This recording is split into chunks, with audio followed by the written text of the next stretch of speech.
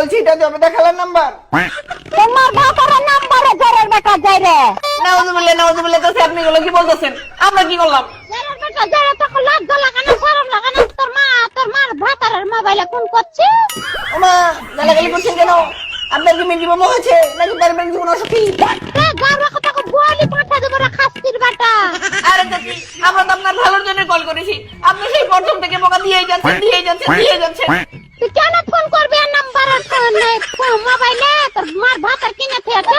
আরে চাচি, আপনি 3 মাস যাবত ফোনে কোনো রিচার্জ করেননি, সেজন্য কল করেছি চাচি। কিসের রিচার্জ নেই? আপনার এই নাম্বারটাতে রিচার্জ শেষ হয়ে গেছে। হ্যাঁ চাচি, আপনি যদি এখন রিচার্জ না করেন তাহলে তো আপনার নাম্বারটা ব্লক হয়ে যাবে। আমরা তো আপনার ভালোর জন্যই কল করেছি। আপনি সেই শুরু থেকে বোকা দিয়েই যাচ্ছেন।